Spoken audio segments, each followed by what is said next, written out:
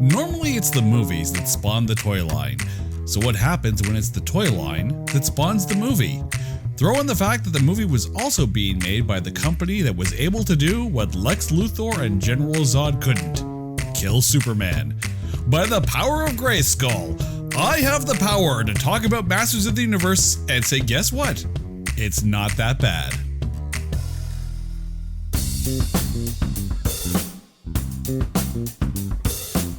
Welcome to this edition of It's Not That Bad, the podcast that looks for A grades and B movies. Welcome to the show. We have a fun one for you today because we're going all superhero-like. Not like Marvel superhero, not like DC superhero, but like classics, Saturday morning cartoon superhero from the 80s. We are talking 1987's Masters of the Universe, and already I can hear you cringing. Just ever so much, because you can hear Dolph Lundgren's voice emoting, if you will. Possibly. Well, we'll get to that in a little bit later. On the show today, my wife Carrie has returned from Destiny Turns on the Radio. I told you I was going to pick the next movie you weren't going to like it. Carrie, how are you doing today? I'm doing great, Jay. How you doing? I am good. Okay, so as I mentioned, I was the one who got to pick this movie this week. I'll admit, when this movie came out, of course, it's 1987. I was years old. And I'll admit, I liked it. I enjoyed it at the time. And it's one of those things, too, where, obviously when you go back and watch things that you watched when you were a kid, they're not always as good as you thought they were. The movie Krull comes to mind. I loved Krull as a kid. But, you go back and watch it and you go, oh, I guess I was a kid. But in the wake of Netflix releasing the Masters of the Universe Revelations, the one that Kevin Smith did, people crapped on that hard. And I think it's one of those things where you have to almost go back and watch the 87 film and realize, no, Kevin Smith actually didn't make a bad series. Like, it's not that bad. I agree. I mean, okay, first of all, when you pitched Masters of the Universe, I was like, my 9-year-old heart was a flutter. Now, fun fact, I only just saw this movie yesterday. So when I say that, it was not the real life He-Man.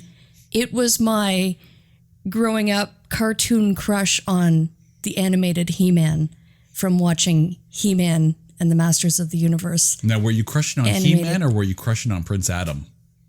Oh, He-Man. Oh, of course. Right? Of course. The blonde hair. And no one crushed on pink Prince Adam from the 80s cartoon. But if you're sitting here going, I have no idea what He-Man is, let's give you a little bit of a rundown of what the movie is. It is time to trailerize it. The fantastic exploits of He-Man and his arch-rival, the evil Skeletor, are brought to the big screen for the first time in this live-action adventure. He-Man must free a beautiful sorceress who has been captured by Skeletor, and the incredible war between these ultimate forces of good and evil has the time and space of all the universe as its background. Okay, so that's a little bit of a rundown. Of course, like very trailerized version rundown of it, but it gave you the idea of kind of what you were dealing with. So let's get into the background of this. As I mentioned before, it was released in 1987. And just to give you an idea of what movies were like in 1987, at least as far as geekery goes, 1987, we're a year past Transformers the movie that came out. 87 also saw the G.I. Joe animated movie and Superman 4: The Quest for Peace, which was actually the same company that did Masters of the Universe, Canon Films. And we are going to go into a whole lot of Canon Films. But the same time they were doing Masters of the Universe, they were doing Superman 4. And it starred Dolph Lundgren. If you don't know who Dolph Lundgren is, shame on you, go watch Rocky 4. Ivan Drago is your He-Man. It also starred Frank Langella as Skeletor, Chelsea Field as Teela, John Cypher as Man-at-Arms, and a young Courtney Cox straight off of her Misfits of Science TV show. This was actually her first major motion picture that she had ever done. as mentioned before, is made by Canon Films. If you've ever heard of the names Golan and Globus, they are responsible, so you know who to point fingers at, for movies like the American Ninja movies, the Missing in Action movies, the Death Wish sequels, Cobra, and Over the Top for all you Stallone fans. And they are the ones who brought us the ultimate. Breaking to Electric Boogaloo. If you ever wondered where Electric Boogaloo came from, it came from the people that brought us 87 Dolph Lundgren, Masters of the Universe. The best way I can describe Canon Films is they were kind of like the asylum of their day. They would take these properties and just like pump it out, not really necessarily caring about quality as the case were. So it was very much like they would just pump all these movies out and hope that something would stick. Hope they'd have that Sharknado type, flash in the pan type success. They promoted this as the Star Wars of the 80s, which I find kind of backwards because, Star Wars fans will realize that Empire Strikes Back came out in 1980. Return of the Jedi came out in 83. So there was already a Star Wars of the 80s. It was also directed by Gary Goddard. He's the creator and writer of the Captain Power TV series. And of course, after this, he would also do videos for the Terminator 2 ride, not the movie, the ride, the Jurassic Park ride, and the Star Trek The Experience. So this is a guy who, this is basically his only theatrical movie director credit. He'd done stuff afterwards, but it was all for experiences and rides at the theme park. So when you're waiting in line for ever, we've been to Disney, we've been to Universal, we've been to those rides, and it's a small world. Oh dear God. Right now, there is a traumatized population out there that have been in line for the It's a Small World and have gone through that, and they're just all of a sudden all the memories of it's a small world after all. Oh dear God, yeah. So for clarification, because I did check him out, the T2 3D Battle Across Time, that's a ride? It's a ride. And he was a writer for it. Is that the pre so when you're movie? So when you're waiting in line and they've got the screens up, or you're in the waiting room when they play the video just before you go on to the ride. Yeah, he did that. Someone actually gets paid to direct those things because, of course, as you're sitting in line in the ride, while you're waiting countless hours upon hours to get into especially on a busy day, they've got these videos that are produced in order to be able to get you into the mood for the ride. And to get you over and over again as you go back because your kids want to do the ride over and over again. Yeah. So basically he went from Masters of the Universe to doing the T2 3D ride, Jurassic Park ride, and Star Trek The Experience. I don't know if it's still in Vegas or not. We were there when we went to Vegas before. We got to do the Star Trek Experience. So the videos that they were showing, he did those. See, that just makes me wonder if, that's a long stretch to not have any credits, any Hollywood credits to your name. So it kind of makes me wonder if he pulled the Alan Smithy card and perhaps I don't know, went that route because, or what, was a curse over him or made upon him that he would never work in Hollywood again? I don't know. I honestly don't know. But it's one of those things where if this is, and it was his directorial debut, and it was the only theatrical release that he did, do you sit there and go, oh, he must have been that bad a director, but he wasn't. And we're going to get into that because he actually, there's a documentary about Canon Films called Electric Boogaloo. There's that term again, Electric Boogaloo. And there's a clip in there, and I can't remember if it was from Menahem Golan or Joran Globus in the film. Those are the two guys behind Canon Films. And they said, I would never make a movie for $30 million. I wouldn't know what to do with $30 million. I could make 30 movies for $1 million. That kind of gives you the idea of their idea of budgeting for film. So for a director to have to deal with a budget like that and deal with a massive property, because let's be honest, Masters of the Universe in the 80s was a massive property to deal with. And if you're going to do a big budget, movie on a toy line that has such fantastical backstory to it, you need a budget. You need a budget and you need to make it big. You cannot do it on a shoestring budget. And yet somehow the director did. So, anyway, we're going to get to that in a little bit. It was also written by David Odell. Now, David Odell's the screenplay writer of Supergirl, not Superman, Supergirl, and The Dark Crystal. So, there's some Hollywood, back cred to that.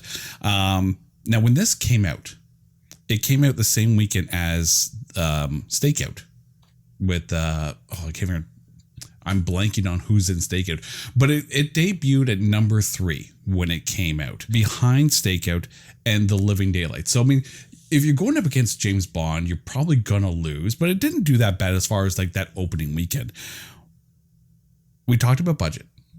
At a $22 million, reportedly a $22 million budget, it only domestically made $17.3 million in the box office. So it's a money loser.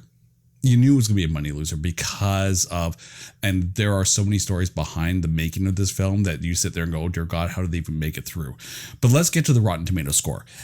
17% tomato meter with a 40% audience score. So clearly the He-Man fandom stands behind this movie. Now, before we do the breakdown, first watch, because this was your first time watching this all the way through, even though I had to bump you with my elbow a little bit just to keep you awake. Is it that bad? It's not that bad, actually. If you would have asked me last night before, I struggled to keep my eyes open during the most pivotal fight scene at the end, the answer might have been different. However, in kind of stepping away from it, kind of digesting it, reliving the memories of what I saw last night, it wasn't that bad. I'll get into later my favorite parts of the movie. However, I think at the time that it was released, it would be very much what you would expect of an 80s action superhero movie, right? It was, I think actually, I know I'm going to probably never live this down, but I would say, as far as Star Wars versus Masters of the Universe, I think I might have maybe enjoyed Masters of the Universe more. You went there. I think so. You went there. I did. Right now, there are people literally looking at their phones or looking at their computer going, did she just say that? I know. I know. I am shocked. Oh, you got some defending to do, girl. I'm ready. Oh, dear God. All right. Bring it. So in your opinion, though, the fans have it right more so than the critics. You're siding with the 40% over the 17%. Absolutely. Okay. I think they were unfairly treated by the critics. I think, did it deserve, over 50%? Probably not. There's still a lot, to be. there's a lot of wiggle room there, but Masters of the Universe over Star Wars, that though. Bad, yeah. That's a bold statement right there. It is. That's a bold statement right there. Oh, yep. Right now there was someone sitting there listening to this going, I'm gonna kick a jaw off for you for saying that. Yep. Yep. I've got my He-Man figurine in the place where, Luke Skywalker would. Yep. You can't. Yeah. Dear listeners, you cannot see the face that I am making at my wife right now. It is one of shock and bewilderment that I don't even know this woman anymore. Yep. Luke Skywalker kick a Prince Adam ass, let me tell you. Okay, so let's get to the acting. Acting notes. Who have you got as actually being not that bad in the Star Wars of the 80s, Masters of the Universe? Okay, well, my first on my list is James Stewart Tolkien. as Detective Lubrick. Okay. From Top Gun fame, he is always known for playing the tough guy. I look at this actor and, like I could be watching any movie and I'll be like, oh, it's him. Just, to see like his shiny little head come on screen. And it's like, yes, oh, shit's about to go down. the quintessential 80s hard ass. Not necessarily the authoritarian figure, the hard ass. Occasionally he's the authoritarian figure. And it's one of those things. He's that kind of character actor that they would always slot in. Like, okay, we need a hard ass. We're gonna call James Tollback. We need a copper. We need a military sergeant. We're gonna call Michael Ironside. We need someone to push some buttons on this console and then say about 2 or 3 lines. We're gonna call Clint Howard. Those are the kind of guys that you could always rely on. And yeah, James Tollback was very much in the 80s. You needed a school principal. You call him. Well, he is the only actor, I think, that, he says, no, you stay here in that burning building. And, I'm damn well staying right where I am. Like, yeah, if he tells you to do something, you do it. I'm going to make a time machine and I'm going to go back in time to the 80s and I'm going to make a film. I'm going to make a horror film. Okay. And just at that pivotal moment, where the kids in the house that's, it's haunted and the serial killer is going to come and get them. I'm going to have James Tollback just like knock on the door, go, you kids get out of here now. It's haunted. You're going to die if you don't. Every doomed horror movie victim would be saved by James Tollback. He could save the entire industry. Who else you got? You know what? Billy Barty as Gwildor. Gwildor? Am I saying Gwildor. that right? Gwildor. Discount Orko. Yeah, I mean, I get why they didn't do Orko.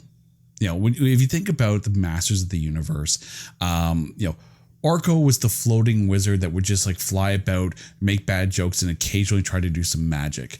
In 1987, that character's hard to pull off.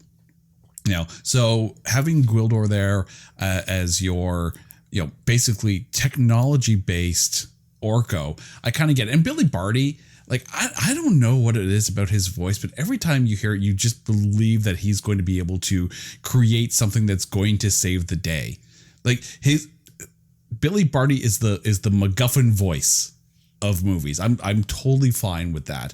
Can we also agree that in 1987, there was no actor on the planet that is the physical resemblance of He-Man himself other than Dolph Lundgren? Okay, can we just talk about that for a second? And yes, I am going to probably, eat my words as I did with the Star Wars reference. You said Master of the Universe is better than Star Wars.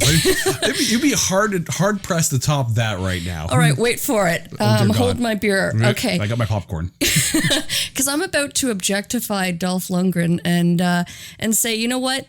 Physicality wise or physically, he was He-Man. But as far as his acting skills, okay, so the He-Man that I always kind of pictured, in real life from watching the cartoon, all right, you can't show up with this like well-oiled physique and just flash a smile and everything's going to be okay. And then you start waving your sword around and you win the battle. It was okay. So watching Dolph Lundgren as He-Man was kind of like, thank God he had his team behind him, leading him through, this entire film, but leading him, to the battle to defend Castle Greyskull, because he was kind of like the Harry Potter to, just kind of being led around by his friends from, one challenge to the other. It was kind of. You do realize that makes Man-at-Arms Ron Weasley and Tila the Hermione of the He-Man trio. Very much so, yes. Yeah. But, as far as delivery of lines, okay, there's a lot of critic talk about how the editing process and how many retakes they had to do or how many chances he had to redo his lines post-production. Given a Canon Films budget to deal with. Okay, that aside, I'm sorry, but you can't just flash the pearl. You can't flash your smile, your pearly whites, and just not deliver some kind of believable admittedly, line for a superhero. Admittedly, his grasp of English wasn't as good as it is now. If you watch Dolph Lundgren now,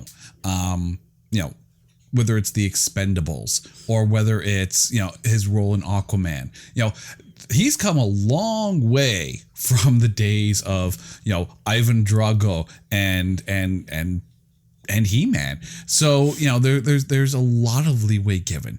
I think the only way you could have at least matched the physicality of of the specimen that is He-Man would be to go to the WWE, or at least the WWF at the time, and maybe gotten a Paul Mr. Wonderful Orndorff, or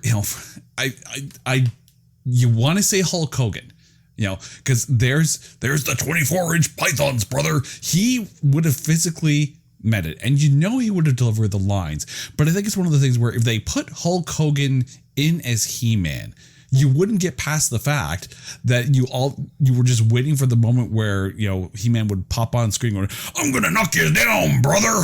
Yeah, and too, he would have had to lose the handlebar mustache, so it just would have never worked. Yeah, no, that's yeah. No, and I completely appreciate the whole typecasting thing. It's just like I said, visually, Dolph Lundgren was the perfect choice.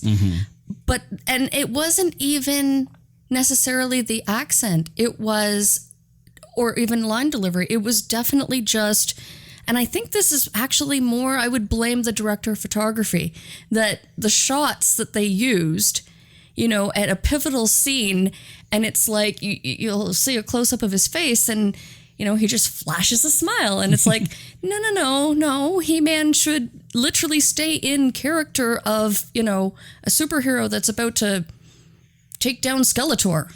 It should be noted, though, he shouldn't be so happy about it. So fans of the old 80s cartoon, and even the new Kevin Smith one, they know that Prince Adam is He-Man, and they know that as soon as he pulls the sword out and says, "I have the power," he becomes He-Man, right? He spends the entire movie as He-Man. We don't get a Prince Adam in this film, which is, it's a bold move, right? But I wonder if it's one of those things where they have to sit there and say, are we going to spend the money on doing the sword, "I have the power" change from Prince Adam? It's not like, you take a look at Captain America and you saw the transformation, not on screen, but, from wimpy, Steve Rogers to, jacked up with the super soldier serum Steve Rogers. They didn't have that back then. So, it kind of makes sense that we don't get a Prince Adam, but, it's, it was a bold move. I don't think it would have fit into their storyline. There was really no, why not pitter patter, let's get at her and get right to the story and right to the chase. There wasn't a Prince Adam moment. No, there really wasn't. And I don't think it needed that. But I think as far as Courtney Cox, who, don't get me wrong, big Friends fan. That's my disclaimer. However, and I also appreciate this was her first movie, big screen movie. But if a bulking He-Man shows up in a back alley and swoops you up and tries to carry you away, you might want to put a little more, I don't know, Fear. into your delivery. I mean, it was almost kind of like, oh, hi, like The power of the lady boner. I don't know if she was taken by him quite literally and carried away, or, like there was really no, like, oh my God, who are you and who are they and what is happening? It was just kind of like, okay, I accept this and let's move on. Half naked buff guy going to carry me over to safety. Sure, I'll buy that. Okay, good with that. Can we also just accept the fact that Frank Langella as Skeletor was just all worlds of 80s evil villain goodness?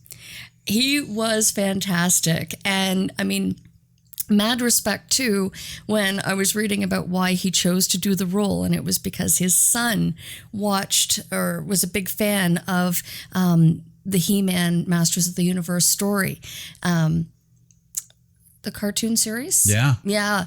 And so, he was offered the role and he's like, yes, absolutely. Yeah. And the funny thing is, as you're reading up on kind of like the behind the scenes stuff, like Frank Langella, because his son was such a big He-Man fan, he put his all into that film. I think it's almost like one of those things where you sit there and go, if anyone, carried this film all the way through, it's Frank Langella. But I mean, it's one of those things where you have to realize that when it comes to superhero films or, hero adventure type stuff, the hero really is kind of bland as hell.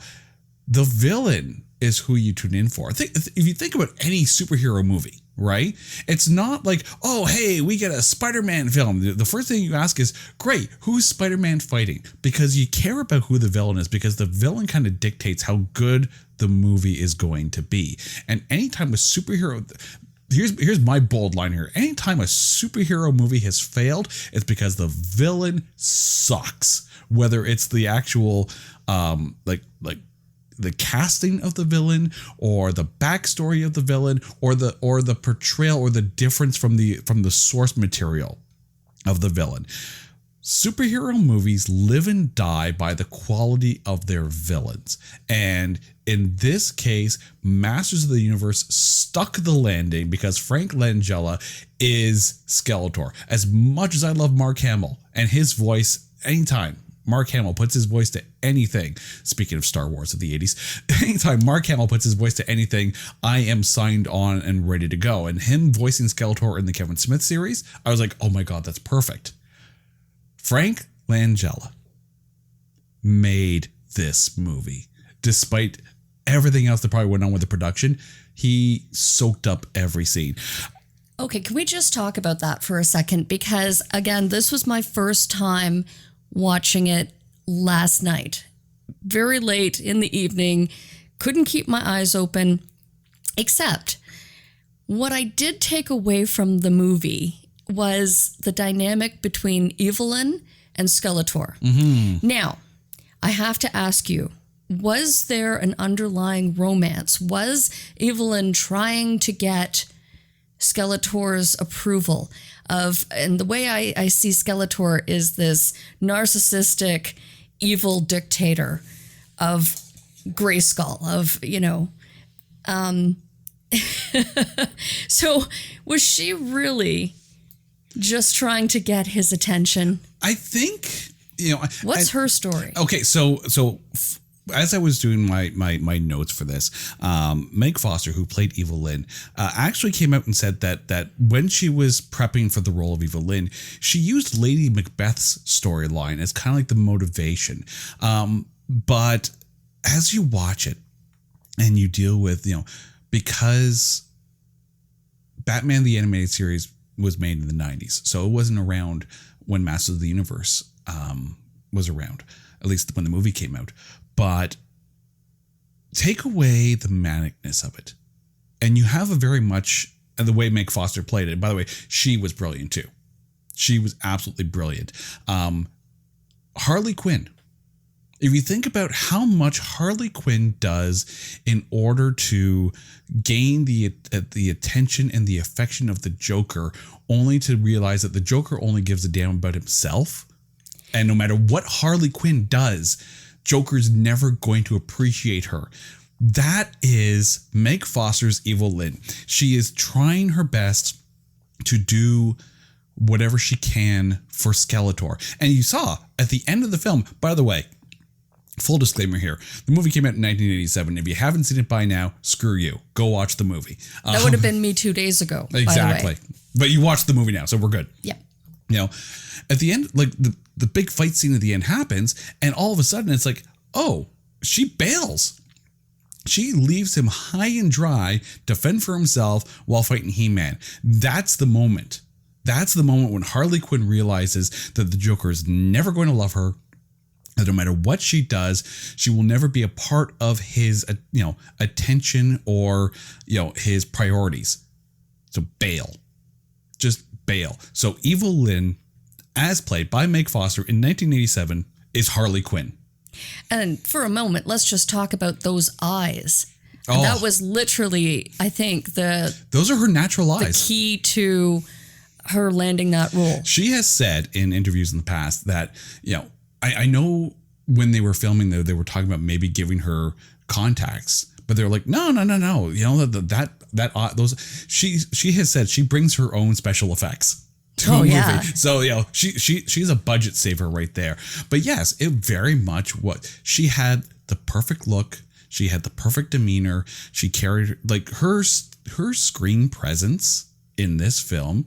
Again, the bad guys make the film, and Meg Foster and Frank Langella, forget all the other goons that were there. Forget Blade. Forget, all the random, lizard type creatures or whatnot. Forget Discount Beast Man. The amount of teddy bear fur that was no doubt used by the costume department. It was the world's most fantastical furry convention.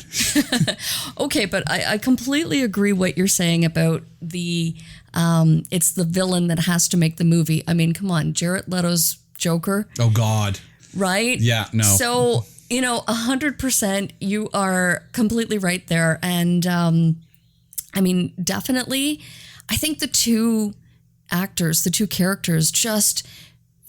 they had that evil dynamic, that excellent relationship of like, who can be the baddest. And you know what's funny is that Meg Foster, did it very subtly while Frank Langella was just eating up the scenery. If you think back to, and I'm going to make another Batman reference here. Before it was all Star Wars references, now we're making Batman references for this whole thing. If you think about Batman Forever, the one where Val Kilmer was Batman, and you had Jim Carrey as the Riddler, and you had Tommy Lee Jones as Two-Face. And it's almost like the two of them were trying to out crazy each other, which, for Tommy Lee Jones to try and out crazy Jim Carrey, right? That's a tall order. Know when you're out of your league there. But the thing is, you had two characters that were both trying to be over the top, and it made it camp. It made it like, it heralded the difference between the Schumacher Batman era and the Tim Burton Batman era. But, the fact that Meg Foster played it so subtle and so not silent per se, but very methodical, that you sit there and think every move she makes is, by design. Well, let's be honest. It was very painful for her to move. A 45-pound costume that she was physically getting bruises by her amount of hardware. She couldn't sit. Right. She physically could not sit. And the way that she had to carry herself physically to not hurt herself in that costume, I think actually made the role. Like she was very, her posture was very straight and almost kind of like it looked painful to move. And she hit it well, which is good. Yeah. I also need to give a shout out to John Cipher. He was the guy who played Man at Arms. We spent all this time talking about like how good the villains were. And while, I enjoyed Chelsea Field as Tila. And of course, we've talked about Dolph Lundgren. I think with John Cipher, first of all, let's be honest. He-Man it's a sword and sorcery thing, right? It was always been about magic and fighting with swords, and there was a whole lot of guns and robots in He-Man Masters of the Universe, so it's a departure from what fans of the cartoon were known for. But Man-at-Arms always was that, not a father figure, because of course Prince Adam's father was the king, but always a very paternalistic, almost like that doting uncle kind of character to He-Man. And here it's very much like, yes, you get like the military background, because Man-at-Arms, of course, is, like the military leader to Eternia. And I think John Cipher brought that, I can't say gravitas, because it's freaking Masters of the Universe, but he brought almost like that calm, mature, just the presence, the kind of presence where you sit there and go, if he says I need to go here and then do this and do this, I'm going to do it because he's thought of every single plan. And the fact that he came to Masters of the Universe from Hill Street Blues, right? So there is that authoritarian kind of background to his characters already. So he brought that to this, and I think it worked well. I agree. I mean, I think having that strength of character on He-Man's team was definitely a benefit. Mm-hmm.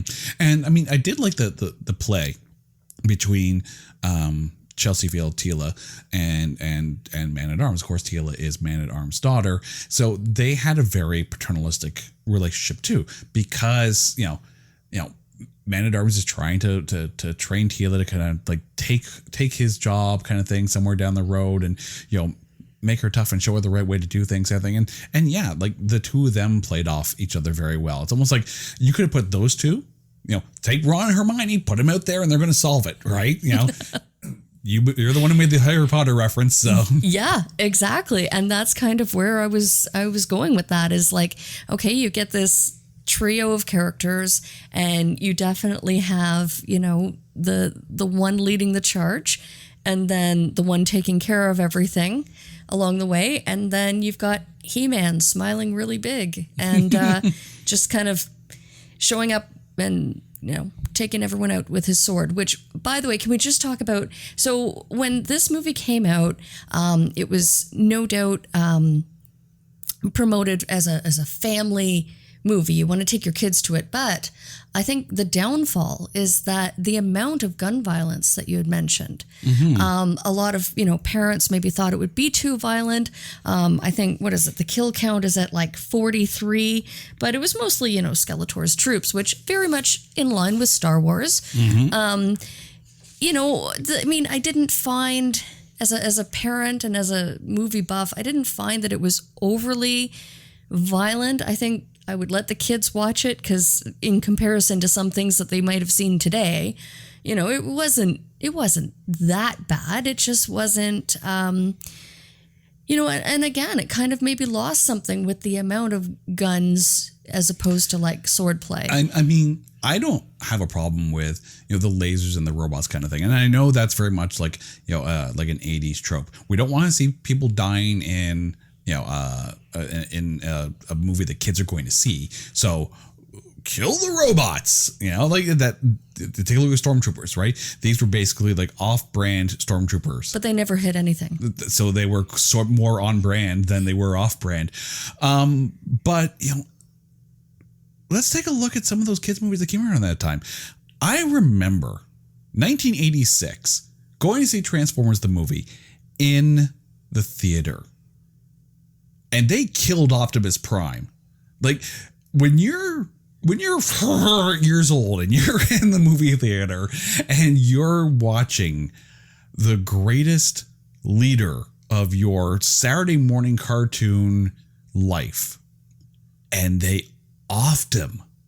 Like, and it was harsh. Like, you listen to that Vince DiCola soundtrack, like dun dun dun dun dun dun. It's like kill Optimus Prime. I'm not crying. You're crying. It's like, so I mean, it's, if you compare Masters of the Universe to like how rough, and then like, even further in Transformers the movie. Starscream is straight up like tossing his Megatron out the starship, and Unicron's changing him, and he's screaming as he's being changed to Galvatron. Like, there is so much where you sit there and go, oh dear God, how was I not traumatized by Transformers the movie as a child? Which, now that I'm talking about it, I think I was traumatized by Transformers the movie as a child.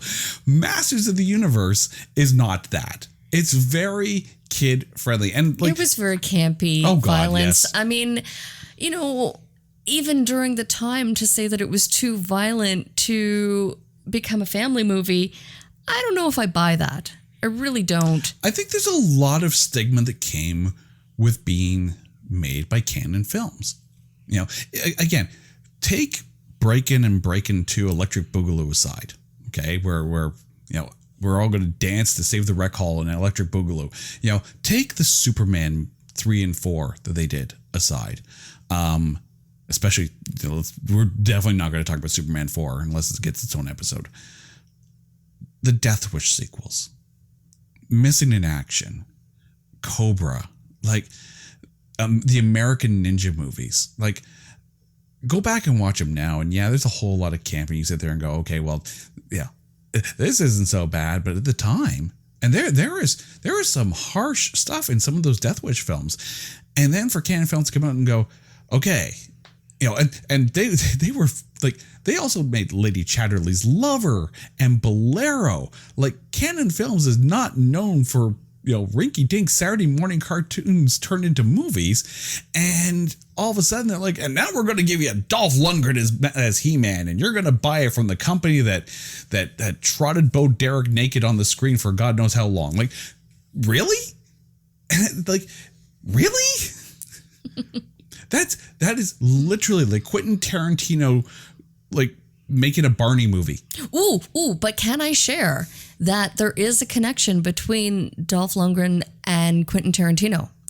In 1987, also, you know, Dolph was a busy man in that year. Mm-hmm. He made a workout video called Maximum.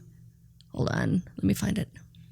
If you found a Dolph Lundgren Quentin Tarantino connection, I'm fascinated now. In 1987, he did a workout video called Maximum Potential, where Quentin Tarantino, a young Quentin Tarantino, started his career as a production assistant on that workout video. Oh my God. I need to find this video. Someone needs to find me the Maximum Potential Dolph Lundgren workout video that Quentin Tarantino.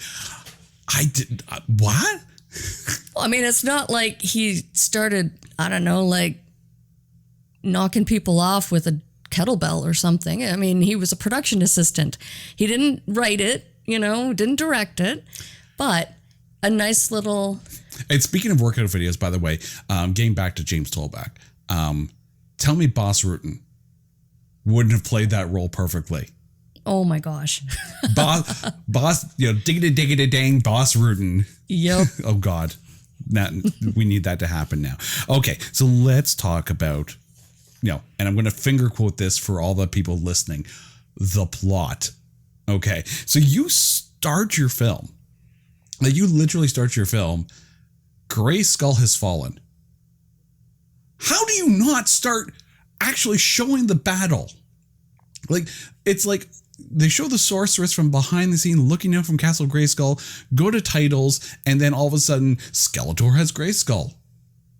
When did that happen? Like, when did that, like, how? Like, they're showing this wide shot of Greyskull, and there's like all these fires all over the place, and the discount stormtroopers are walking around, like some of them are like small, like, what? Well, that would be the prequel that, you know, going by the Star Wars, I don't know, there's a word. There's a word for the Star Wars prequels, all right. Although I will say, Masters of the Universe is definitely better than The Phantom Menace.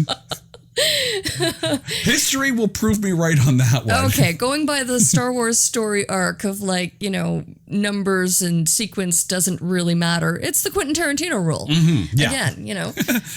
Now, a lot has been said about the fact that it's a He-Man movie and it spends most of its time on Earth. and not on Eternia. Okay. And, the whole, following Courtney Cox and, Joe Generic from the 80s kind of thing, following the couple that's going to help them somehow get Greyskull back and save Eternia. Okay, can I just drive the bus here for a second? Okay. So, picture it. Young couple in a graveyard mourning the loss of Courtney Cox's character Julie's parents. Then they stumble across this strange MacGuffin device that they found in a cemetery. And instead of questioning what it was and should we touch it, no, let's pick it up and start pushing buttons and see what happens. How bad could it be? Also, what is it and should I touch it? Name of your sex tape. So then, Julie's boyfriend being a musician, he decides, well, he's going to bring it to the high school dance and he's going to play it in front of the high school. That's what he's going to do. So then in pushing a sequence of buttons, he realizes, this thing also is like, I don't know, a disco ball. So it glows. It not only makes music, but it glows. It's so Japanese. At no point did either one of them say, is this a good idea? Should we do this? But no, they bring it. The boyfriend brings it to a pawn shop and, starts showing it around to different people and, Charlie, the only other guy in the town. Shows it to a cop. Or does he? Yeah. Oh, yeah. The cop eventually sees it. But first, cop gets it. But even the cop doesn't call for backup or the, SIU to check it out and see what this thing is. No. Let's start pushing buttons and see what happens. Let's not forget the fact that aside from the fact that there's a bunch of buttons on this thing, it basically looks like the stand for all your fondue forks. Like there's a lot of sharp, pointy things on this. That's usually a good indicator of no touchy. And at no point did, Detective Lundgren, Baldy. Yep. Yeah. At no point did he, decide that maybe this should be a dangerous weapon, possibly. Like if it looks like you can skewer the neighborhood on it, even if it makes music and blinky lights, you can still skewer the neighborhood with it. But getting back to the idea of like, Eternia Harry Potter trio kind of thing being saved by kind of Courtney Cox and rando boyfriend. I actually don't mind that trope. I don't mind that thing of, I don't mind that thing of the humans, basically saving the mystical creatures. And even though it's a trope and I get it, but think about how well it's worked. And I'm not going to bring up the Michael Bay Transformers thing. Okay. We are not Shia LaBeoufing all over this, but getting back to Transformers, the one that traumatized me. That's what Spike Witwicky was, and Sparkplug, Doctor Who fans, it's the companion. And it's not necessarily that, it's got to have, the cute character kind of thing that fans, the human character in movies like this, like in Doctor Who, in Transformers, the old cartoon series, like in all of these things where like the big hero, character comes in and gets saved by the people who just happen to be there when they crash down to Earth kind of thing. That's us. That's the audience. It's not Doctor Who's story. It's our story as seen through the companions, right? So we are Courtney Cox and a really horrible 80s keyboardist. Okay. We are supposed to be those characters. So I don't mind that trope. And I don't even mind the fact that, it's one of the things where he just happens to be a keyboardist and this thing makes music and that's how it opens up the portal to Eternia kind of thing. I don't mind like the music as a way to communicate with whatever. I mean, that was Close Encounters of the Third Kind. Okay, but I do have to ask, what is your take on the humans knowing or seemingly know more about this unique device than the actual inventor itself? And well, let's be honest. Everyone knew more about this thing than Gwildor. Gwildor seemed to I don't know, have seen it for the first time, but he created it. What is up with that? Gwildor using, the key was basically like, the physical manifestation of an infinite number of monkeys trying to type out Shakespeare, Or like Groot. Don't touch that button. I love Groot. But I mean, Evil Lynn's got it. She's got to figure it out, right? These guys figure it out. I'm just going to make a random note kind of thing. And all of a sudden the sparkly lights come on and I haven't skewered anybody. We're okay there, and you would figure that Gwildor, who made the device, would be the only one to know how it works. And yet somehow everyone can make it work. And the guy who made it can't. That's how Terminator happened. That's how Skynet came to be. And this was another one of those movies. And we talked about this in the Mac and Me episode of movies calling their shot at the end of the movie for a sequel. Frank Langella coming up from the bubbling water saying, I'll be back. Narrator voice. They weren't. Never came back. There was a script, though. Yes. There was a script. It was supposed to be Masters of the Universe 2 Cyborg. Well, hard to do a Masters of the Universe without a He-Man. They had one cast though. It was like, and I saw the picture of the guy. Like he looked a lot like Dolph Lundgren, right? And he was a professional surfer, so it was one of those things where, okay, so he's lost this accent, and if Elizabeth Olsen can lose her accent through the MCU, then so can He-Man. But of course, the movie never happened. But the script got reworked and made into Cyborg, starring Jean-Claude Van Damme. And of course, Jean-Claude Van Damme in the 80s was it. And it was also a great repurposing of the wardrobe and the costuming that they invested. And can we just talk about that for a second? I know you're going to get there and eventually ask me, but I can't even wait. I got to tell you. Can I tell you? Go for it. My MVP of the entire movie. Oh, you're going to go there already? Can I not? Am I not there? Well, you already broke the internet by saying the Masters of the Universe was better than Star Wars. So let's break the podcast too. Okay, I have to talk about the costumes. Yes. I mean, okay, the costumes, the set design, everything about this movie was exactly in the live action world was exactly what I would have pictured watching the animated series. Mm-hmm. I think they did such a fantastic job and made the attention to detail. Whereas I'm sure that wardrobe departments these days, if you have, a need for a metallic bustier, it would not actually be made with 45 pounds of sheet metal. Mm-hmm. I mean, just the attention to detail and everything that they've put into the costuming. Mm-hmm. Well, I mean, so let's start with the makeup. Let's start with the masks and making the aliens and the creatures look as good as they did. And you can really thank Michael Westmore. Now, Michael Westmore, Star Trek fans are already losing their mind because Michael Westmore, of course, was the guy behind all the Star Trek Next Gen and DS9, all that makeup.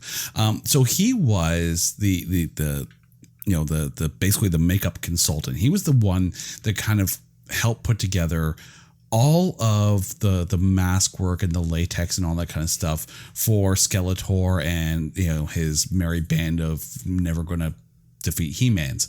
One of the things I remember an interview with Michael Westmore, and he talked about the art of making a mask or an alien work in TV or film, and it was about the eyes. And that was one thing you could really see is that, as much as you want to joke about the fact that the mouths didn't really move that much when they were talking, which made the ADR look like a bad Godzilla movie, the eyes were always spot on. Oh, the eyes creeped me out. Mm-hmm. I could not break eye contact with Skeletor. Mm-hmm.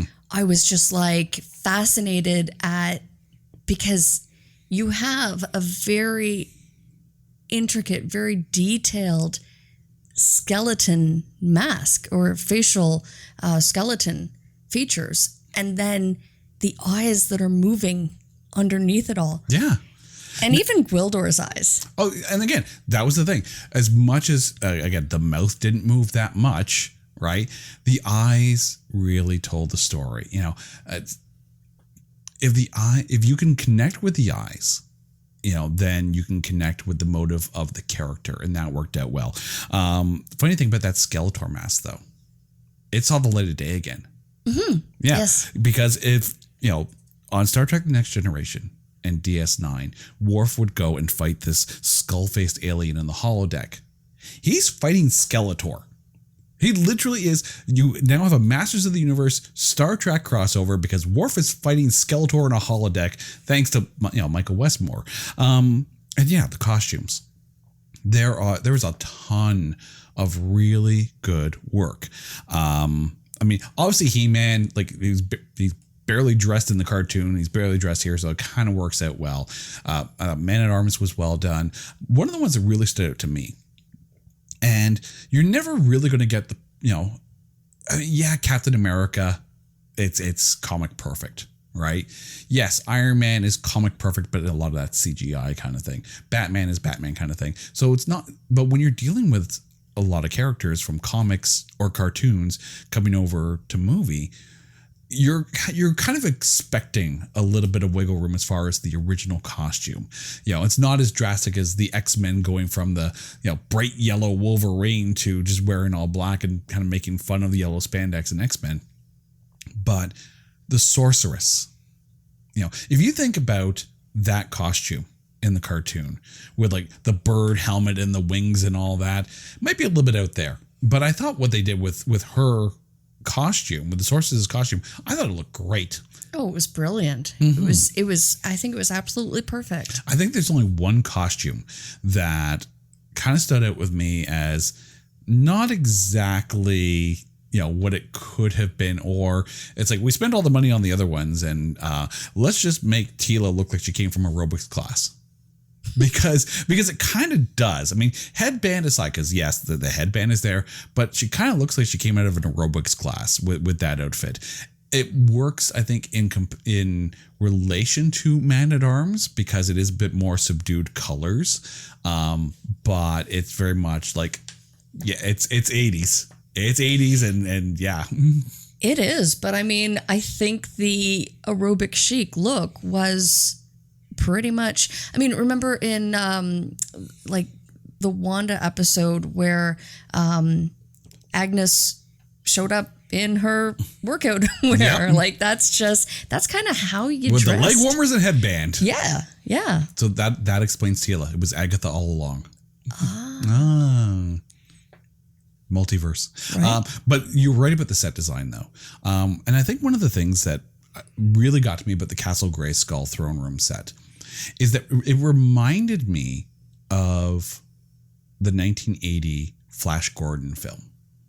Because, and again, as camp as that was, and by the way, that's another movie where the villain made that movie, because Max von Sydow is Ming the Merciless, like chef's kiss casting right there. But the throne room, Ming's throne room was lavish and colorful and detailed. And I don't care if Flash Gordon is, you know, wearing a tight t-shirt kind of thing that, you know, and, you know, like, yeah, I'm quarterback for the New York. I don't care. You're in Ming's throne room and Ming's throne room looks awesome. You're in Castle Greyskull. Castle Greyskull looks awesome. it was huge. It was they knocked down a wall in the studio to make the set bigger. Yeah. That if you want to know where the $22 million for the budget went to, now you know. It was the costumes, it was the makeup, and making Greyskull look awesome, which of course led to a lot of, you know, good space to do good cinematography and good directing. Yet I was really surprised to find that it was only about $2 million spent on costumes. Mm-hmm. Out of the $22 million budget. So, like, where did the rest of it go? I do wonder if a lot of those, you know, those pieces and whatnot, kind of came from like previous productions and whatnot. Like if they repurposed a lot of it, or if it's one of those things where it's like, you know, work on spec and do what you can kind of thing. Like we don't know all of kind of what into the making of Masters of the Universe, you know, and that's, you know, that's a credit to the people working on the film, you know, despite having to deal with, you know, the limitations of the budget and, you know, what was behind the scenes of making Masters of the Universe. Yes. And that is in fact the behind the scenes that I want to see. Like I was so taken with how the movie looked visually. And, you know, it draws back to my earlier statement about Star Wars, is that we do have that. We have that our video archive of the behind the scenes, the making of Star Wars, everything that they did to go into the look of it. But I think I was just so taken with the creation of Castle Greyskull, the wardrobe, the costumes just won me over. Can we also point out something here? And this is one of those personal little pet peeves of mine that Masters of the Universe actually corrected. Like, this is where they got it right. And I'm calling this out right now. In the cartoon and in the toys, Castle Greyskull was green. In Masters of the Universe, Castle Greyskull is actually gray. It's like one of those things where if someone shows you a blue circle and on it is written orange, right? The OCD mind sits there and goes, yeah. Having a gray Castle Greyskull was visually satisfying to me. I don't know why. I don't know why, but it was. And I no more green Castle Greyskull. That's not going to happen. Not going to happen. But full kudos to Gary Goddard, the director on this one. Because of some of the budget limitations when it came to the actual filming of this, there was no B unit. So you were talking about the cutaways with Dolph Lundgren and whatnot. There was no B unit. So all the close-up prop shots, all the cutaways, that was all Gary Goddard and crew. Like that was all. Normally when you're doing a film, you got the A unit that deals with all the dialogue and the main plot points and whatnot. And the B unit then goes out and gets all the cutaways and prop shots. Like basically the stuff that they don't need the main cast on set for. There was no B unit on this film. So Gary Goddard had to do everything himself, which then, of course, led to the final fight scene. Because they had pretty much shut down production. They had shut down production and they had shot everything but the final fight scene. The final fight scene between He-Man and Skeletor. They didn't have it. They did not have it. And it was one of those because they'd run out of money. They had run out of money and they're basically like... They allowed Gary Goddard to go back and film it, but obviously not with the full crew. Because when you think about that final fight scene, right, there's a lot of people in that throne room throwing down. The robots are fighting Man-at-Arms and Tila and everyone, you know, lasers are going back and forth. And then, you know, like He-Man gets the sword and all this, I have the power. So basically finally gets to say that. And then all of a sudden the lights kind of go dark and you have this like very darkly lit epic fight scene. That was at a necessity. They didn't have a crew for that. Was literally Gary Goddard with like, you know, very skeleton crew making that fight scene with what they could on a dark set. But I think there was something magical about that. It's like, you know what? It was a dark scene against good against evil. You know, He-Man against Skeletor.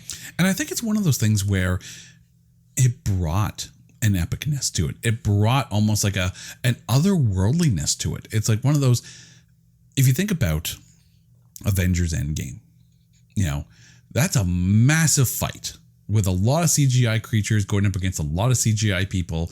And, you know, it's literally the equivalent of taking a box full of toys and shaking the box around and watch the toys kind of hit each other. That's basically Avengers Endgame. That's a box full of toys being shaken up to see who falls out of the box last. But here, it's one-on-one.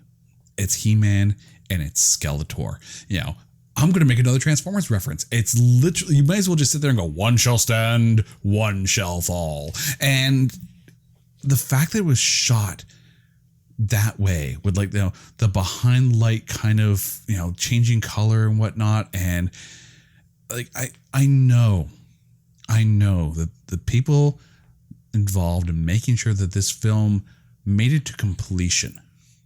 Like at that point, it's one of those things where it's like, we're going to do this, come hell or high water. We are going to do this. And it actually, I think it elevated it. I think if there was a lot going on while He-Man and Skeletor were fighting, it would have taken away from the moment. I think the moment was almost made better by what they had to do to make it happen. I agree. I agree completely. Yeah. Now, we were talking about the ending. I want to go back to the very beginning. I want to go back to the very beginning of the movie because, first you get the opening narrator dialogue and then the credits scene. And that Bill Conti theme music. Oh my gosh. Yes. Thank you for mentioning the music because it was perfect. I mean, you put Bill Conti in charge of writing the music and you're not going to have a bad score. And I love the fact that as an 80s film, they didn't feel the need to go out and get a bunch of, bad 80s synth pop kind of ballady type stuff to fill out a soundtrack just because 80s music. No, but they did take it back. I mean, the use of Purple Haze exactly was in that scene. It was perfect. Yeah. But I mean, Bill Conti has a way of elevating, just like John Williams did with Star Wars. Another Star Wars reference, just like John Williams did with Star Wars. If you think about, at the time that the first Star Wars movie came out, Episode 4, and how big disco was. Can you imagine Star Wars with a disco soundtrack? I know there's Star Wars disco music out there. Just take the entire John Williams score out, put disco music in there, and we are not. And then Masters of the Universe is better than Star Wars. But the one thing that really kind of caught me on this one. And I know that they released Superman 4, The Quest for Peace at the same time. But did the opening credit sequence and the feel of the Bill Conti opening theme, did it not have a Superman vibe to it? Like very much a Christopher Reeve era Superman feel. Like, yes, Bill Conti put it out there. And yes, He-Man's a heroic character. It did have a Superman feel, especially the way the credits were treated. Yeah, Bill Conti just brings so much into this. You can't go wrong with John Williams. You can't go wrong with Hans Zimmer. You can't go wrong with Bill Conti. But let's talk about the editing, okay? Making another Star Wars reference. I had to chuckle at the fact, Star Wars of the 80s, how Man-at-Arms and Tila, their lasers were blue and green. And all the off-brand stormtroopers that couldn't hit a damn thing, making them more on-brand than off-brand, all their lasers were red. That is straight up Star Wars right there. Not to mention that Skeletor's troops reminded me very, very much of little stormtroopers in black costumes, almost like little Darth Vaders. Like the Death Troopers from Rogue One. Yeah. And you know what? The visual special effects were, I think, for the time, really good. There was one moment where I sat there and said, that is a brilliant idea. And it's when Skeletor forced Evil Lynn to go back to Earth with her minions kind of thing. And they go back to the dark alley where Courtney Cox was swept away by a half-naked man that she all of a sudden trusted because he was half-naked. But they're my friends. Of course they're your friends. Because time. But Evil Lynn had this device where she was scanning the alleyway and she was seeing the fight that happened however long ago it was. And that was done very well. And I thought, this is a brilliant idea. For an 80s film, this is a brilliant idea. And the CG, like the post-production wise, they nailed that. Like, I don't know how they did. I don't know if they basically had the camera planted and then shot one and then shot the other, and then in post-production kind of blended the two kind of together and tweaked the viz of the fight, afterwards. But it was cool. I thought that was a cool effect. And then even when they used the cosmic key, and you could see the distortion in the air before the portal opened, I'm like, they're taking their time with this, and they're making the effects believable. Yeah, I absolutely agree. And I mean, just let's talk about that moment where Skeletor was like the sky. Yes. Like, I thought that was like visually amazing to see. Yeah. It was very well done. I mean, yes, that did have kind of a Star Wars, holographic, communication kind of feel to it. But again, Star Wars of the 80s. I think this is the most Star Wars references in a Masters of the Universe podcast I think you're ever going to hear. But according to you, it's better than Star Wars anyway. So breaking the internet. I'm going to have like hate mail on Twitter now. It's like, what does she mean it's better than Star Wars? Has she ever seen Star Wars? Have you ever seen The Phantom Menace? Okay. We're all entitled to our opinions. Exactly. Which, big opinion time now, because it's gotten to the point. So, who is your MVP of Masters of the Universe? I'm not going to go with a who, but I am going to go with the mullet. Oh, God. The mullet. Can we go with He-Man's hair? Oh, God. That's so 80s. So 80s. Which is funny because in the cartoon, he didn't have a mullet. He had a bowl cut.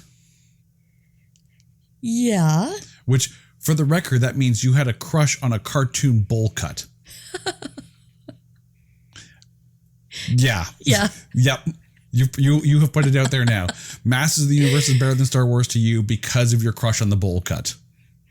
I would say it would be more the mullet, the arms and the pecs, but and the mullet. Yeah, you love a mullet. It's all about the mullet. It's that that blonde mullet that definitely was. But even Courtney Cox's hair at the time, right? Like, she had the side bang, she had the shoulder length.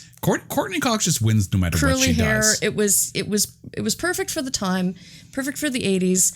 Her boyfriend had the rocker mullet.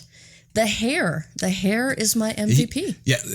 And that's the thing. The boyfriend did very much have that 80s keyboardist, blonde mullet kind of look. And if you think he was straight out of Hall & Oates. If you think I'm joking about the whole 80s blonde keyboardist, you go take a look at pictures of Bon Jovi from the 80s. That is David Bryan in movie form. That is literally, he may as well have just been playing keyboards for Bon Jovi with the device that basically looked like it could skewer the neighborhood. But my MVP, as much as I appreciate the people who made the set, because Castle Greyskull was killer, I can't not give this to Frank Langella as Skeletor and Meg Foster as Evil Lynn. As an evil duo in an 80s film that was brought over from a toy line / cartoon, they did this so well. They brought so much to this. Again, if you're watching a hero film, the villains have to be the better characters. And oh my God, they were the best characters in this entire film. So full kudos to Frank Langella, Meg Foster for being my MVPs for Masters of the Universe. So now that we've gone through all of this, the question goes to you. In hindsight, is Masters of the Universe not that bad? It really wasn't that bad. When you pitched it, I was concerned. You thought this was revenge for Destiny Turns on the radio. Well, again, as a child growing up watching the cartoons, growing up playing with the action figures. With your bowl cut crush. Okay, but I just have to ask, right? Because I don't know. Where was She-Ra? That's a very good question. And I'll be curious. I will be curious if we ever get a She-Ra solo film. Live action She-Ra film. And if you think I'm going completely off the rails with this one here, if you think that it's not even in the realm of possibility, I'm going to remind everyone that we had a Red Sonja film. Red Sonja, who was, in, I think it was Conan the Destroyer. I don't think it was Conan the Barbarian. I think it was Conan the Destroyer, and then got her own film starring Bridget Nielsen. Speaking of very much Bridget Nielsen, who was Ivan Drago's wife in Rocky IV, right? She was Red Sonja. I mean, and even, 2 decades later, we had an Elektra solo film. So, I mean, as bad as that movie was, and I'm sure we'll probably touch on that one somewhere down the road, it's not out of the realm of possibility for us to have a She-Ra live action film. I'd be curious who they would cast as She-Ra. Wasn't there, though, an animated series? There is an animated series, but I'm talking like an honest to goodness live action She-Ra. I'm curious who you would cast as She-Ra. Ooh, okay. You're thinking about it now, aren't you? I am. Like, you've got to pick someone who's able to do that much action and still, because again, He-Man, Masters of the Universe, Eternia, She-Ra, it's all very sword and sorcery. So whoever you pick is got to have to kind of be able to pull all that off and not make it look as camp as occasional the 1987, film did. I'd be curious. So for all of our listeners right now, I want you to think of this. Who would you cast as a live action She-Ra? And I want you to hit me up at Not That Bad Cast. And the next time that Carrie's on the show, and there will be a next time, okay, we're going to read out who you think should be a live action She-Ra. So on Twitter, at Not That Bad Cast, who is your live action She-Ra? I'm curious. I think I've got it. I actually just need to find the actress's name because I could give the role that she's played.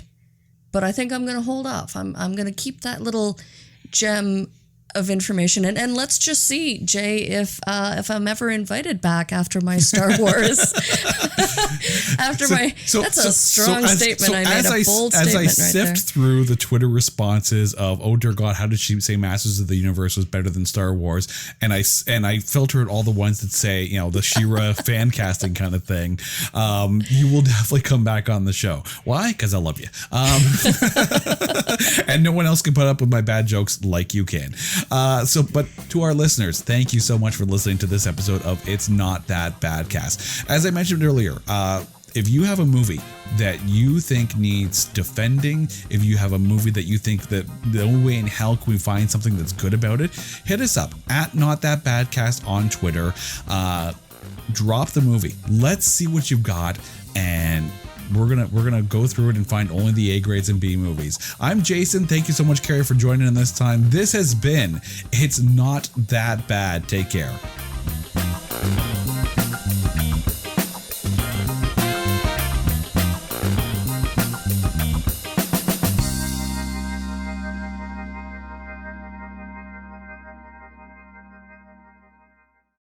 Hey folks, Stefan Shirazi and Renee Richardson here from the Metallica Report. And we are proud members of the Pantheon podcast family, where the best of music and podcasts unite. We've got something pretty cool for you. We're giving away an exclusive Metallica merch package worth over $250. That's a whole lot of Scary Guys, Skulls, M72, and other sought-after Metallica swag. And we've made it easy for you to win. Follow and share the Metallica Report, and you're in the game. Go to pantheonpodcast.com/Metallica, enter your email, and hit that button to be entered to win. And just like that, you're eligible for our monthly exclusive Metallica merch package. And guess what, rockers? You can enter every month, so just do it. And while we love our global brothers and sisters, the lawyers won't let us ship outside the U.S.